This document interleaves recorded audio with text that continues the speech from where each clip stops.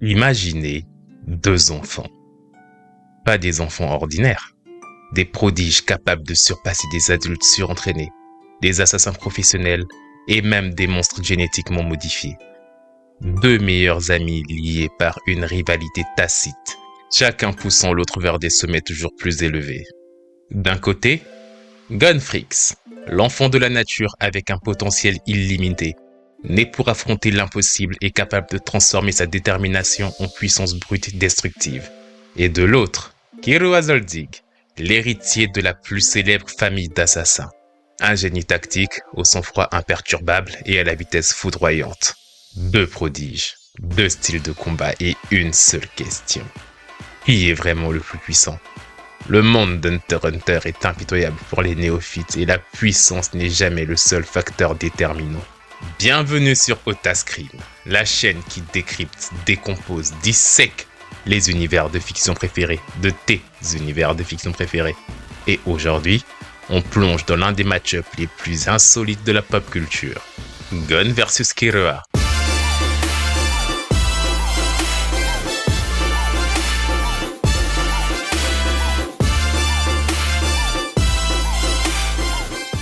Ok, avant d'analyser nos 2 protagonistes, prenons un moment pour comprendre un peu ce qu'est réellement l'univers d'Hunter x Hunter pour ceux qui le découvrent. Hunter x Hunter se déroule dans un monde où les Hunters sont l'élite de l'élite, des aventuriers licenciés avec des privilèges extraordinaires, accès à des zones restreintes, richesses, récompenses, reconnaissance mondiale. Mais ne sois pas dupe, car pour obtenir cette licence, il faut d'abord survivre à l'examen Hunter, une série d'épreuves mortelles où 99,9% des candidats échouent et souvent de manière définitive. Mais ce qui rend cet univers fascinant, c'est son système de magie, de combat et d'énergie vitale qui révolutionne le tout. J'ai nommé le Nen. Le Nen, c'est l'énergie spirituelle qui coule en chacun mais que seuls les initiés peuvent maîtriser. Une fois débloqué, le Nen permet des capacités surnaturelles adaptées à la personnalité de son utilisateur. Il se divise en 6 catégories: renforcement, émission, transformation, manipulation, matérialisation et spécialisation. Chaque personne a une affinité naturelle avec une catégorie, mais peut développer des capacités dans les autres. Mais en contrepartie, ce sera un peu plus difficile. Ce qui rend le Nen si fascinant, c'est qu'il ne s'agit pas simplement de qui a le plus grand niveau de puissance. Non, une personne maîtrisant parfaitement son Nen peut vaincre quelqu'un de physiquement plus fort que lui, mais moins expérimenté. Dans un combat de Nen, l'intelligence tactique, l'expérience et la créativité sont souvent beaucoup plus décisives que la puissance brute. Gon et Killua sont 2 génies qui ont quasiment grandi ensemble, s'entraînant côte à côte et partageant les mêmes épreuves. Ils sont la définition des rivaux amicaux qui se poussent mutuellement à se dépasser. Et ce qui rend ce duel si fascinant, c'est qu'ils représentent 2 approches fondamentalement différentes du pouvoir. Gon incarne la force brute, l'instinct pur, la détermination inflexible. Killua, lui, symbolise la technique parfaite, l'intelligence tactique et l'adaptabilité. Et dans un univers où la force brute ne suffit pas, alors qui l'emporterait ? Gon a grandi sur l'île de la baleine élevé par sa tante Mito. Son père, Jin, un hunter légendaire, l'a abandonné quand il n'était encore qu'un simple bébé pour poursuivre ses aventures. Et même sans aucun entraînement formel, Gon a développé des capacités physiques extraordinaires simplement en vivant dans la nature. Il peut sentir les changements météorologiques, suivre des traces invisibles pour les autres et possède une force et une endurance surhumaines.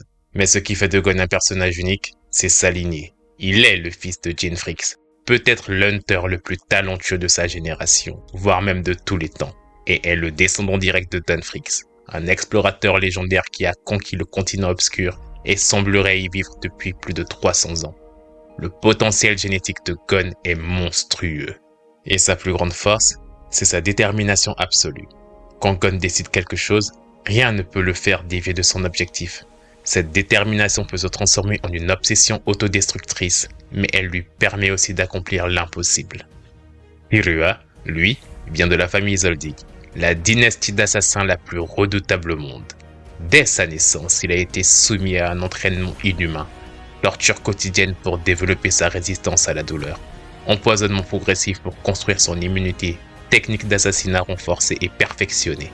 À 6 ans, Killua maîtrisait déjà l'art de tuer et à 12 ans, Quand l'histoire commence, il avait déjà plus d'expérience de combat qu'un soldat d'élite. Son entraînement lui a permis de modifier son propre corps et dès lors il peut transformer ses ongles en griffes acérées et tranchantes, déplacer ses articulations et résister à des courants électriques mortels grâce aux tortures électriques qu'il a subies. Mais jusqu'à un point avancé de l'œuvre, sa plus grande faiblesse était psychologique. Oui, une aiguille de naine implantée dans son crâne par son grand frère ennemi, le conditionnant à fuir face à des adversaires de niveau au moins similaire à lui, voire plus fort. En somme, Gon, c'est le diamant brut. Sans formation structurée, il a développé sa propre force par la découverte et l'instinct. Son approche du combat est simple, directe, basée sur la puissance et l'adaptation instinctive. Quant à Killua, c'est le jardin cultivé, façonné par des générations de techniques d'assassinat perfectionnées, qui a acquis un arsenal de compétences mortelles et une intelligence tactique aiguisée. Son approche du combat est calculée, précise, basée sur l'évaluation, et c'est cette différence fondamentale qui explique leur style de combat radicalement différent. Donc lorsque vient l'examen Hunter, la différence entre Gon et Killua est claire. Killua, avec ses 2 années d'entraînement d'assassin, surpasse Gon dans pratiquement tous les domaines. Vitesse, car il peut se déplacer en silence et avec une vitesse imperceptible à l'œil humain. Force, car il peut arracher un cœur à main nue. Technique, car il maîtrise plusieurs arts martiaux mortels. Sans oublier l'expérience, car il a déjà participé à des missions d'assassinat réels. Gon, quant à lui, bien que physiquement impressionnant pour son âge, n'a aucune expérience de combat structuré. Sa seule victoire notable vient contre Hanzo, et uniquement grâce à sa détermination inhumaine qui a encaissé la douleur. Donc actuellement, s'il fallait déterminer un gagnant à ce niveau de la vidéo, Killua l'emporte facilement avec, à mon sens, un bon 85% de chances de victoire. Mais c'est dans la tour céleste que tout change et que le véritable game commence avec l'introduction au Nen. Gon est de type renforcement, la catégorie la plus orientée vers le combat direct, ce qui induit que le Nen amplifie exceptionnellement ses capacités naturelles. Et le plus impressionnant dans tout ça, c'est que Gon parvient à toucher Hisoka, quelque chose que Killua avait jugé impossible même avec 10 ans d'entraînement. Mais même avec le Nen en poche, même si l'écart se resserre, pour moi, Killua gagne toujours avec un bon 65 voire 70% de chances de victoire. Et un peu plus tard, sur Grid Island, sous la supervision de Biscuit, ils perfectionnent leur maîtrise au Nen avec des techniques avancées comme le Ken, le Ko ou le Ryo. Leur entraînement au Ryo, par exemple, qui consiste à mouvoir rapidement leur Nen, confirme qu'ils ont désormais des statistiques de base équivalentes. Dès lors, les deux développent leur Hatsu, donc leur signature move. Pour Gon, c'est une technique simple mais dévastatrice, le Shifumi, ou pierre-feuille-ciseau. Comme il l'explique si bien, la pierre sert à renforcer le poing, le ciseau est une lame d'énergie, et le papier est une boule d'énergie qu'il projette. Quant à Killua qui est un transmuteur, il commence à développer ses capacités électriques de manière naturelle, due aux tortures et aux entraînements qu'il a subis quand il était gamin. Mais plus tard, on se rendra compte que c'est une spécificité de la famille Zoldyck. Et au fil du temps, la pierre de Gon devient si puissante qu'elle emprisonne même Razor, un hunter de classe mondiale. Mais la grosse faille de sa technique est le temps de charge nécessaire, qui le pousse à annoncer sa technique à haute voix, brisant ainsi l'effet de surprise. Donc à ce stade, pour la première fois, Gon pourrait prendre l'avantage avec, selon moi, un bon 50 à 60% de chances de victoire. Mais uniquement parce qu'on considère encore que Killua a son aiguille de naine plantée dans la tête qui l'empêche de combattre des adversaires à pleine capacité. Mais à l'arc Chimera Ant, donc l'arc des fourmis chimères, c'est dans cet arc que les deux atteignent des nouveaux sommets. Killua retire l'aiguille de naine d'Hiromi, libérant son plein potentiel. Développement du Godspeed, une technique combinant son affinité avec l'électricité et sa maîtrise du naine, et peut désormais se déplacer et agir à des vitesses presque imperceptibles. Et Gon, lui, utilise sa rage face à la mort de Kaito comme carburant, décuplant ainsi sa puissance de naine. Il développe une forme conditionnelle sacrifiant son potentiel futur pour une puissance immédiate colossale, et atteint un niveau capable de détruire Neferpitou, un garde royal surpuissante, et voire même théoriquement Meruem, le boss des Chimera Ant. La transformation de Gon en Gon adulte est terrifiante. C'est le potentiel qu'il aurait pu atteindre après une décennie d'entraînement condensé en un instant au prix de sa vie. À ce stade, sans leur forme ultime, Killua avec le Godspeed l'emporterait à 65%, mais avec la forme ultime de Gon, la victoire est sans appel. Il bat Killua à 100%. Mais qu'en serait-il d'un Killua adulte? Le style de combat de Gon est remarquablement simple mais efficace.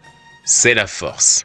Il a la puissance brute car son affinité de renforcement lui donne une meilleure augmentation possible de sa force physique. Il possède aussi un instinct de combat grâce à sa capacité innée à s'adapter à n'importe quel milieu. Mais encore, le bouc regorge d'inventivité car ses mouvements ne suivent aucune école formelle, les rendant difficiles à anticiper. Ce style de combat est efficace, certes, mais a de grosses failles. La simplicité de son style direct manque de subtilité tactique. Le temps de charge de son Hatsu nécessite un temps de préparation exploitable. La portée limitée de son arsenal le rend principalement efficace au corps à corps. Et pour moi, son instabilité et son immaturité émotionnelle montrent qu'il peut prendre des décisions irrationnelles sous le coup de l'émotion. Or, le style de Killua, c'est l'aboutissement de générations de techniques d'assassinat perfectionnées. Sa versatilité technique fait qu'il maîtrise plusieurs styles de combat et de techniques d'assassinat. Son génie tactique fait qu'il analyse rapidement les faiblesses de son adversaire et adapte sa stratégie. Et sa résistance au poison et l'électricité développée par son entraînement font de lui un adversaire redoutable. Mais tout comme Gon, il a aussi de grosses faiblesses. La limite de son Ghost Speed qui consomme énormément d'aura le bride à une utilisation limitée dans le temps. Son instinct de retrait dû à des habitudes défensives fait qu'il a tendance à privilégier l'évitement plutôt qu'un combat direct. Il a un blocage psychologique rémanent car malgré le retrait de l'aiguille, des traces du conditionnement passif restent. Et en cas de combat prolongé, son manque d'endurance au naine le rend vulnérable car son aura totale est clairement inférieure à celle de Gon. Gon est un renforçateur, ce qui induit une efficacité de 100% en renforcement, et on va dire un bon 80% en émission et en transformation, et disons un 60% en manipulation et matérialisation. Et fondamentalement, un petit 40% de spécialisation, car c'est le point le plus éloigné de son apprentissage. Son affinité avec le renforcement explique sa puissance brute, sa simplicité et sa grosse réserve de naine. Les renforçateurs sont généralement directs et têtus. Ils aiment les combats prolongés et naturellement ont une plus grosse réserve de naine que la moyenne. L'exemple de Yuvojin de la brigade fantôme en est la parfaite démonstration. Killua, lui, est un transformateur. Donc si on suit la même logique que celle que pour Gon, il a 100% d'efficacité en transformation, approximativement 80% en renforcement et en matérialisation, et un bon 60% en émission et en spécialisation, et je dirais un 40% en manipulation. Sa capacité à transformer son aura en électricité reflète sa personnalité changeante et imprévisible. Les transformateurs sont souvent trompeurs et adaptables, comme c'est le cas pour Lucifer Kuroro, car un facteur souvent négligé est la quantité d'aura totale. En gros, leur réservoir d'énergie et le rendement, donc le pourcentage qu'ils peuvent utiliser efficacement. Pendant l'arc des Chimera Ant, il est établi que Gon possède environ 21 500 unités d'aura, un niveau impressionnant pour son âge comparable à des hunters professionnels et adultes. Celle de Killua en revanche n'est pas explicitement mesurée, mais il est suggéré que son aura totale est clairement inférieure à celle de Gon, mais en comparaison, il a une meilleure gestion de son aura, donc un meilleur rendement. Si on pouvait faire un petit jeu d'esprit et faire quelques maths théoriques pour pouvoir déterminer le rendement des utilisateurs de naine, on pourrait donc dire que le niveau de rendement des débutants serait environ dans les 10% de leur aura totale, et celle des maîtres comme Netero ou Meruem, ou encore le grand-père Zoldyck, se situerait peut-être entre les 70 voire 80% de leur aura totale. Gon et Killua, eux, ont un rendement effectif à l'heure actuelle d'environ 25 à 35% à la fin de l'arc de Chimera Ant, ce qui les place largement au-dessus de la fourchette des utilisateurs de naine moyens et lambda. Et tout ceci, c'est sans parler des restrictions aux naines qui augmentent ton rendement en échange d'un bridage quelconque, bridage généralement choisi par l'utilisateur du naine. Mais bon, fini l'exposition et passons au moment que vous attendez tous, le duel hypothétique. Le combat commence avec Killua prenant l'initiative grâce à sa vitesse supérieure. Il tente une approche furtive, cherchant à exploiter les ouvertures de Gon. Gon, imprévisible mais vigilant, se met immédiatement en garde en utilisant le Ken, et distribuant son aura uniformément pour se protéger. Killua utilise alors Godspeed pour enchaîner une série d'attaques rapides sur Gon.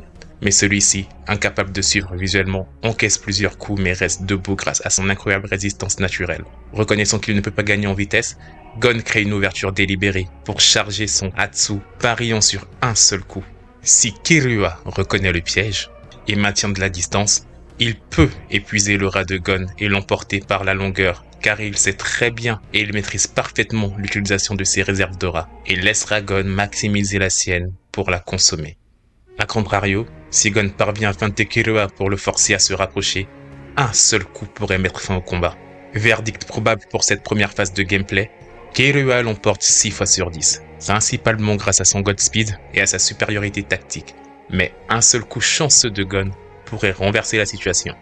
Mais attends, on n'a pas fini les possibilités. Allons plus loin. Avec préparation, la dynamique change complètement. Si les deux avaient du temps pour se chauffer avant le fight, Kirua, avec sa préparation, analyserait méthodiquement les habitudes de combat de Gon, préparerait des pièges avec des yo-yo chargés d'électricité et établirait une stratégie pour épuiser Gon avant son attaque finale. Quant à Gon, il trouverait un moyen de réduire son temps de charge pour son Shifumi, développerait des feintes pour créer des ouvertures critiques et se concentrerait sur son endurance pour suivre les assauts infernaux de Kirua. Donc, verdict probable pour cette autre phase de gameplay, avec préparation, Kirua l'emportera encore 6 à 7 fois sur 10, car son intelligence tactique et sa capacité à planifier sont supérieures à l'approche plus instinctive de Gon. Allez bon, maintenant qu'on a les deux pieds dedans, plongeons encore plus loin dans la frénésie, non? Si les deux accèdent à leur plein potentiel, là on change de catégorie, car on aurait un Gon adulte avec une puissance largement comparable à celle de Meruem, voire même largement supérieure, avec vitesse et réflexes multipliés par 10, un réservoir d'aura colossal, voire même infini qui sait, équivalent à plusieurs décennies d'entraînement et de renforcement, face à un Kirua adulte théorique, avec un Godspeed maintenu indéfiniment, une maîtrise totale des techniques zoldyck secrètes et un rendement d'aura optimisé entre 80 et 90%, d'où le Godspeed illimité. Et dans ce scénario, la puissance brute de Gon adulte est simplement trop écrasante, car on a bien vu que rien qu'avec le sacrifice que Gon a fait pour cette forme, alors qu'il n'avait même pas d'entraînement réel, le rendait déjà monstrueux. Imaginez avec un vrai entraînement au fil des années. Là, clairement, c'est clair, net, précis. Gon adulte l'emporte 9 fois sur 10, et sans le prix à payer, car il aurait atteint cette forme adulte simplement en grandissant. Gon et Kirua représentent deux approches fondamentalement différentes du pouvoir et de l'accomplissement, qui résonnent fondamentalement avec nos débats sociaux actuels. Gon symbolise le talent naturel, né avec un potentiel extraordinaire, il progresse par instinct, souvent sans comprendre pleinement les techniques qu'il maîtrise. Son approche est intuitive, émotionnelle et directe. Il est la célébration du génie inné, de l'autodidacte qui défie les conventions par sa seule détermination. Dans notre société, c'est l'entrepreneur qui abandonne l'université pour suivre sa vision. L'artiste qui crée par pure passion. Kirua, lui, incarne l'excellence cultivée, façonnée par un entraînement méthodique depuis sa naissance. Il progresse par analyse et par la technique. Son approche est calculée, rationnelle et stratégique. C'est l'éloge de la discipline et de la méthode, de l'expertise acquise par des années de pratique structurée. Dans notre société, c'est l'expert qui accumule des diplômes et certifications, le professionnel qui maîtrise parfaitement les règles de son domaine. L'opposition entre Gon et Kirua reflète aussi notre rapport aux émotions dans la prise de décision. Gon est guidé par ses émotions.